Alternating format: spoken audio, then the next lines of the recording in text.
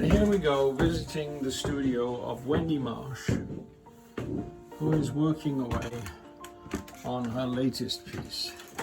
Latest masterpiece. Latest masterpiece. Yes, it's a cat. And it's our cat.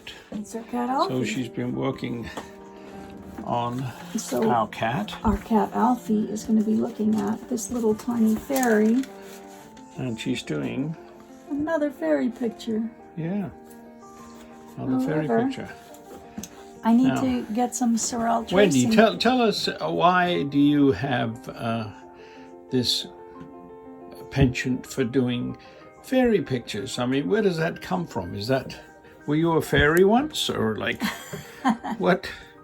Why do you do that? I don't know. I've always liked the mystical and the mysterious, and I think that this is very pleasant for little children and old children to look at and imagine themselves in different worlds. So you actually are thinking more about your audience in some ways, into what you think they would accept in terms of a Wendy image? Yes. Yeah. In a word? Yes. Yeah. And what do you think you'll do with these in the end? Do you think you'll turn them into a book or something? Because, I mean, there are lots of different fairies.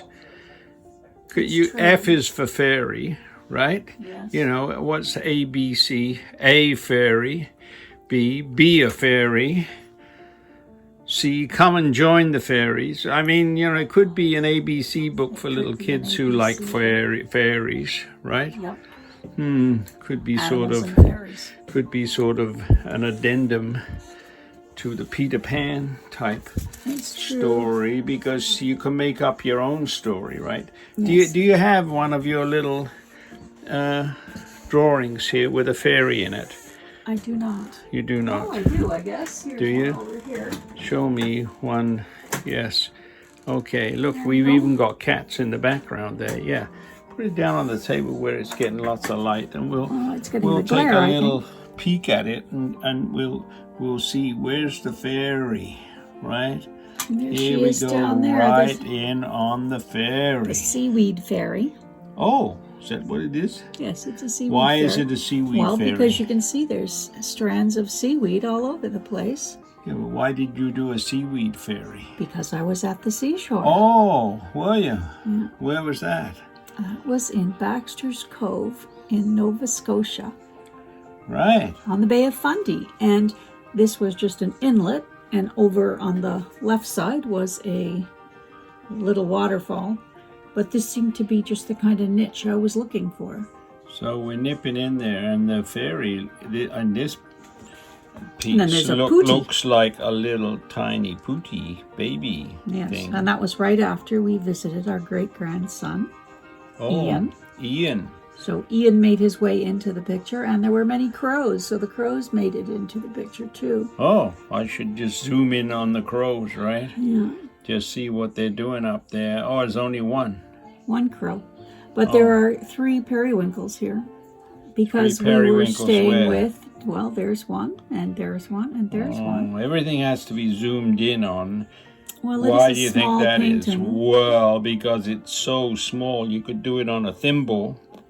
Yes. And so there were 3 periwinkles for the 3 ladies we stayed with, and there's a little green crab here because 5 children came to visit. There he is. And one of them found he's hidden behind the rock. That's right. So, like, your compositions, they're sort of fun, aren't they? Well, they are to me. Like you know, it's a composition, but it's also, for anybody who comes to look at it, it's sort of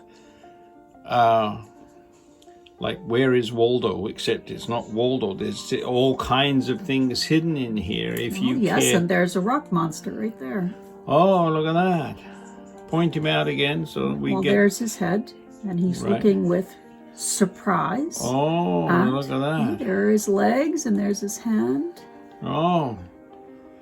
And he's looking with surprise at the shenanigans going on in the cavern. And then, of course, when you see one, you start thinking, oh, I wonder if there's another one. Yeah. Well, that's it for this one. I should put many more in. And I will be working that into this cat picture that I'm working on now. Well, I thank you for this little interview. And we'll keep an eye out for your work. And wish you the best of success with your upcoming pieces. I see a dragon in the background there. I do.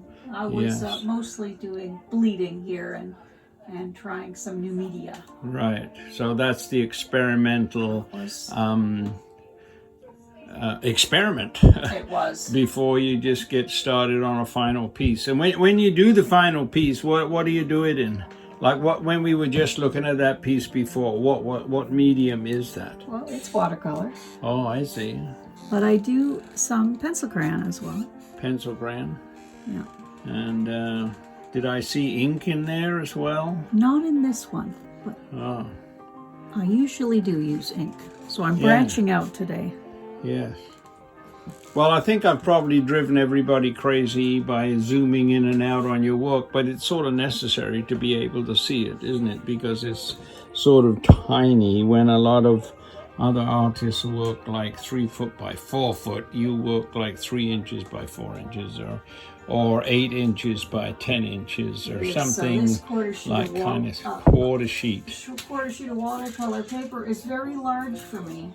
Right. I normally don't work with that large, because that's about I'm not sure I understand. 15 by 22 for half a sheet, and then 11 by 15 for a quarter sheet. So we're talking pretty small. Well, it was a very nice visit to your studio.